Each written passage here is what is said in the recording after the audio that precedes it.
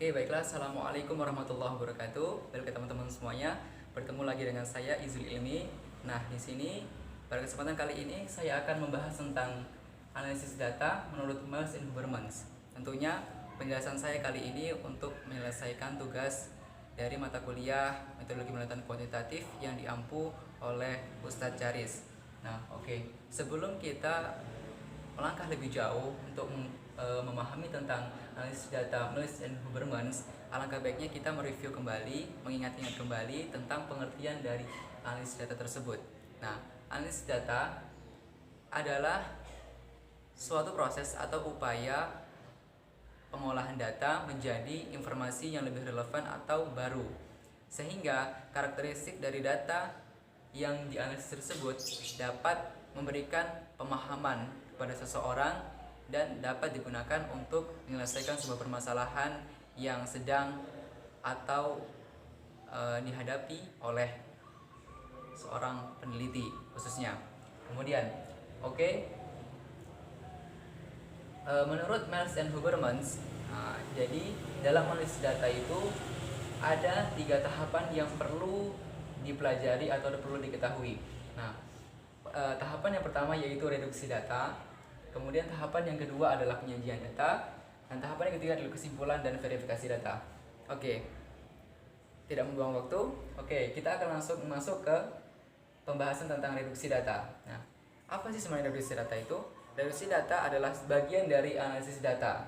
Nah, reduksi data ini adalah suatu bentuk analisis data yang memberikan ketajaman, mengkelompokkan, membuang hal yang tidak perlu dalam sebuah data, dan mengkoordinasi data sehingga data tersebut pada kesimpulan-kesimpulan akhirnya dapat dijadikan sebuah acuan dan dapat dilakukan verifikasi nantinya pada data tersebut. Nah, kemudian dalam reduksi data ini ada 9 komponen. Baiklah, kita akan bahas satu-satu ya. Komponen yang pertama yaitu meringkas data kontak langsung dengan orang, kejadian, dan situasi di lokasi penelitian. Nah, jadi seorang peneliti itu melakukan peringkasan data atau mengambil data yang itu penting bagi penelitiannya, baik itu dari orang, dari objek, baik orang, kejadian, dan situasi di lokasi penelitian. Jadi peneliti itu meringkas data-data yang data-data tersebut adalah data-data yang paling penting dalam penelitian tersebut. Kemudian yang kedua yaitu pengkodean. Dapat dilakukan dengan cara digunakan simbol, dibangun dalam struktur tingkat rinci atau integratif. Nah, jadi komponen yang kedua yaitu pengkodean. Jadi setelah meringkas data, kemudian peneliti itu memberikan kode atau membuat kode pada data tadi yang telah diringkas agar memudahkan peneliti nanti dalam melanjutkan penelitiannya. Kemudian yang ketiga yaitu pembuatan catatan objektif. Di sini peneliti perlu mencatat atau mengklasifikasikan atau mengedit jawaban situasi sebagaimana adanya faktual dan objektif. Jadi di sini peneliti membuat catatan objektif. Catatan objektif yaitu peneliti ini mencatat hal-hal yang itu berhubungan dengan objek penelitiannya. Nah, di sini peneliti bisa melakukan pengeditan atau mengklasifikasi kembali data-data yang telah didapatkan. Nah, kemudian yang keempat yaitu membuat catatan reflektif atau peneliti menuliskan apa yang terbayang dan terfikir oleh peneliti dalam sangkut pautnya dengan catatan objektif tersebut. Nah, jadi dalam pembuatan catatan reflektif ini, seorang peneliti itu mencatat apa-apa saja dari hasil pemikirannya atau pembayangannya ketika dia melakukan sebuah penelitian. Kemudian yang kelima yaitu membuat catatan marginal. Catatan marginal adalah komentar substansi peneliti. Jadi dalam reduksi data ini peneliti itu bisa memberikan komentar, yaitu komentar substansi. Nah, substansi itu pokok komentar peneliti yang menjadi pokok dari penelitian dia di lapangan, gitu kan. Itu disebut dengan komentar membuat catatan marginal, gitu kan.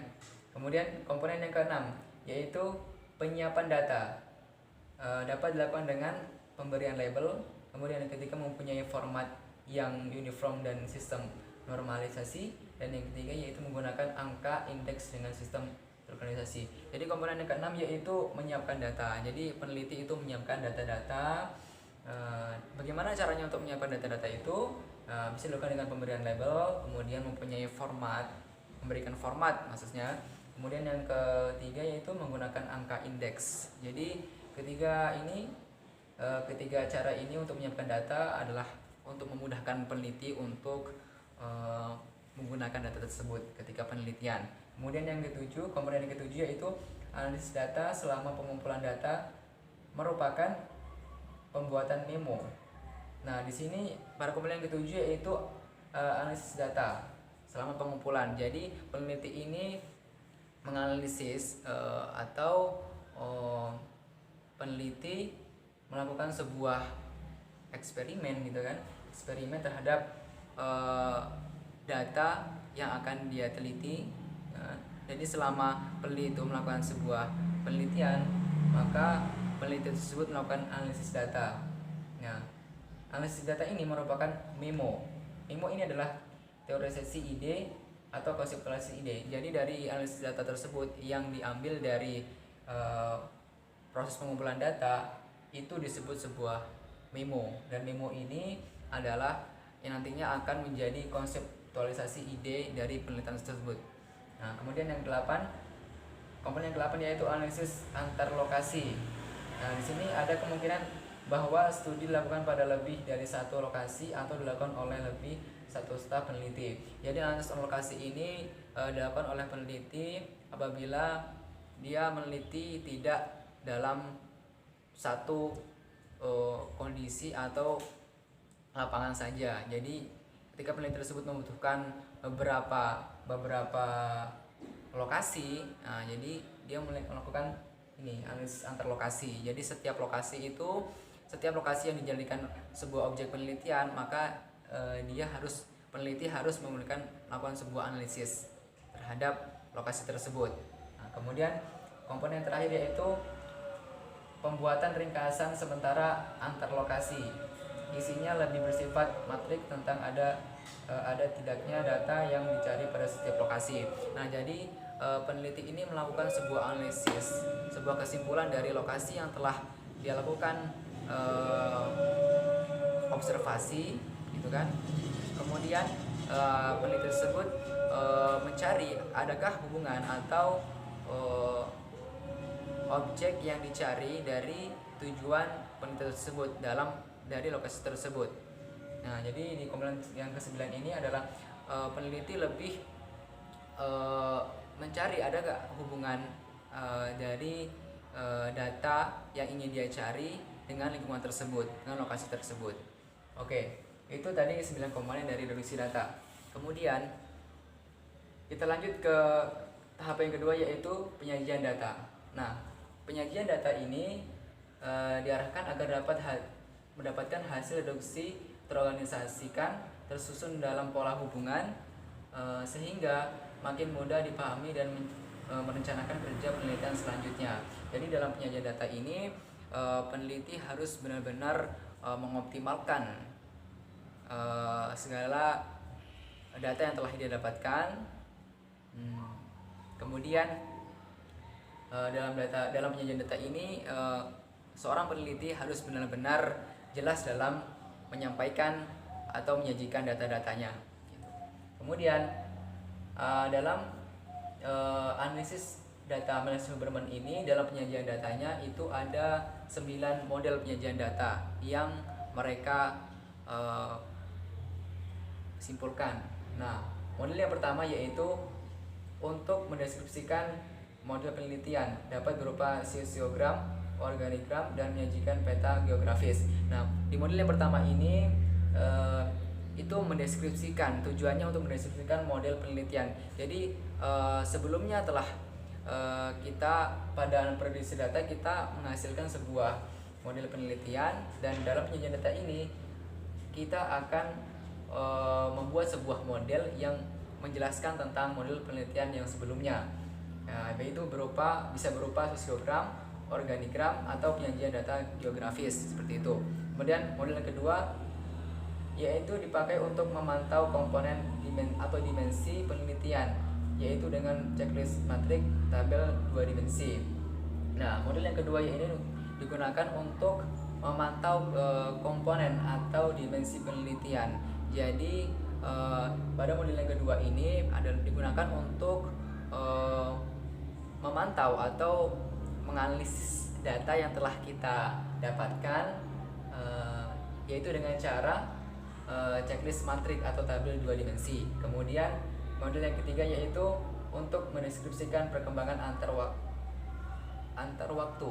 Nah, di sini model yang ketiga ini digunakan untuk mendeskripsikan atau menjelaskan tentang waktu dari penelitian tersebut dilakukan atau penelitian tersebut telah selesai. Nah, kemudian model yang keempat yaitu model matriks tata peran yang mendeskripsikan pendapat, sikap, kemampuan lainnya dari berbagai pemeranan. Nah, di sini model yang keempat ini digunakan untuk mendeskripsikan pendapat, sikap, atau kemampuan lainnya dari berbagai pemeranan. Dari dalam objek yang diteliti oleh peneliti itu dalam penyajian data menurut model tata peran ini itu digunakan untuk mendeskripsikan pendapat, sikap, dan kemampuan atau hal-hal lainnya. Oke, kemudian model yang kelima yaitu model matriks konsep terluster, digunakan untuk meringkas berbagai hasil penelitian dari berbagai ahli yang pokok perhatiannya berbeda. Nah, jadi dalam penyajian data ini pada model yang kelima yaitu model matriks cluster itu digunakan untuk mendeskripsikan atau meringkas berbagai pendapat-pendapat para ilmuwan atau ahli yang berbeda yang berbeda dalam penjelasan data atau penelitian yang sedang kita lakukan. Kemudian model yang keenam yaitu model matriks tentang model matriks atau pengaruh. Model ini hanya mengubah fungsi kolom-kolomnya, diganti untuk mendeskripsikan perubahan sebelum dan sesudah penyuluhan. Jadi pada model yang keenam ini digunakan untuk mendeskripsikan atau menjelaskan segala pengaruh, segala perubahan yang terjadi sebelum penelitian dan sesudah penelitian. Kemudian model yang ketujuh yaitu model matriks dinamika lokasi. Melalui model ini diungkap dinamika lokasi untuk perubahan. Nah, jadi pada model yang ketujuh ini dia lebih menjelaskan atau mendeskripsikan tentang perubahan atau dinamika lokasi dari penelitian tersebut. Gitu. Kemudian model yang ke-8 yaitu menyusun daftar kejadian. Daftar kejadian dapat disusun kronologis atau diklasifikasikan. Jadi model yang ke-8 ini digunakan untuk menyusun daftar kejadian. Jadi kejadian-kejadian apa aja yang telah terjadi pada proses penggalian data atau mengambil data pada lokasi yang sebelumnya telah dijelaskan di reduksi data. Kemudian model yang terakhir yaitu model jaringan klausual dari sejumlah kejadian yang ditelitinya. Jadi pada model yang ke-8 ini adalah model jaringan timbal balik atau sumber terjadinya sebuah kejadian gitu kan. Jadi pada penelitian ini dalam penyampaian data gitu kan dijelaskan atau dideskripsikan tentang bagaimana sih sebuah kejadian yang diteliti itu bisa terjadi. Jadi seorang peneliti menjelaskan tentang bagaimana sebab-asbabnya atau sumber masalah atau kejadian itu terjadi. Nah, itu baiklah, itu dari 9 model dari penyajian data. Kemudian kita lanjut ke tahap kesimpulan dan verifikasi data. Nah, oke, baiklah. Proses untuk mendapatkan bukti-bukti ilmiah yang disebut itu disebut sebagai verifikasi data. Jadi verifikasi data itu adalah proses untuk mendapatkan bukti-bukti ilmiah yang ada dalam penelitian. Jadi ketika kita telah melakukan penyajian data, gitu kan. Nah, dalam verifikasi sebuah data itu, dalam kesimpulan sebuah data itu tidak sepenuhnya data tersebut akan menjadi data yang absolut atau sudah pasti, tapi dapat berubah-ubah berdasarkan data-data yang baru yang akan nanti ditemukan kembali. Nah, proses untuk mendapatkan bukti-bukti ilmiah atau data-data baru itu yang disebut dengan verifikasi data. Nah, kemudian apabila kesimpulan yang ditemukan pada tahap awal didukung oleh bukti-bukti yang kuat dalam arti konsisten dengan kondisi yang ditemukan saat peneliti kembali, maka kesimpulan tersebut dapat dikatakan sebagai kesimpulan yang kredibel. Jadi apabila bukti-bukti yang ditemukan pada saat penelitian itu telah jelas atau telah konkret, ya kan, sesuai dengan tujuan dari penelitian tersebut, maka data-data tersebut dapat disimpulkan menjadi data yang kredibel atau data yang jelas. Nah, di sini dalam analisis data menurut Miles dan Hubermans, kualitas data dapat dinilai melalui beberapa metode. Jadi sini ada 6 metode untuk menilai bagus tidaknya sebuah data, ya kan? Jadi metode yang pertama yaitu mengecek representatif atau keterwakilan data. Nah, di sini metode yang pertama yaitu mengecek atau menganalisis kembali data-data itu, apakah data yang telah kita simpulkan telah mewakili semua data-data yang sebenarnya terjadi di lapangan atau lokasi yang telah kita teliti. Kemudian yang kedua itu mengecek data dari pengaruh peneliti. Nah, dari data ini kita cek, metode yang kedua yaitu data kita cek kembali sebagai seorang peneliti, mengecek kembali data-datanya, apakah penelitian tersebut lebih kepada pengaruh dari peneliti itu sendiri atau lebih pengaruh dari lokasi yang telah dia teliti. Kemudian yang ketiga yaitu mengecek melalui triangulasi. Nah, kemudian yang keempat, metode yang keempat yaitu melakukan pembobotan bukti dari sumber data-data yang dapat dipercaya.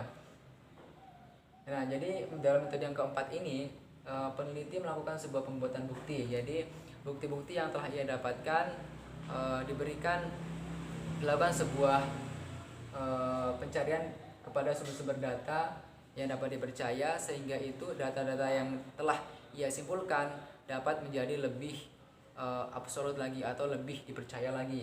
Kemudian metode yang kelima yaitu membuat perbandingan atau mengklasifikasikan data. Jadi data yang telah disimpulkan kemudian dibandingkan dengan data-data yang sebelumnya mungkin telah dilakukan sebuah penelitian, apakah data tersebut mendapatkan sebuah kesamaan atau tidak.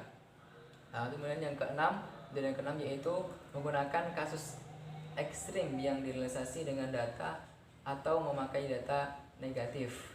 Nah, jadi pada verifikasi atau metode yang keenam ini peneliti menggunakan kasus ekstrim, gitu kan, atau lebih kepada mencoba dari data yang telah dia simpulkan kepada situasi atau permasalahan yang ekstrim seperti itu. Kemudian penarikan kesimpulan penelitian diharapkan merupakan temuan baru yang belum pernah ada. Nah, jadi dari kesimpulan verifikasi ini kita tahu bahwasanya ada 6 cara atau metode yang dapat dilakukan untuk menilai sebuah data. Nah, jadi kesimpulannya adalah dari sebuah penelitian ini diharapkan bahwasanya penelitian yang dilakukan oleh seorang peneliti itu akan menghasilkan sebuah data yang baru. yang belum pernah ditemukan sebelumnya.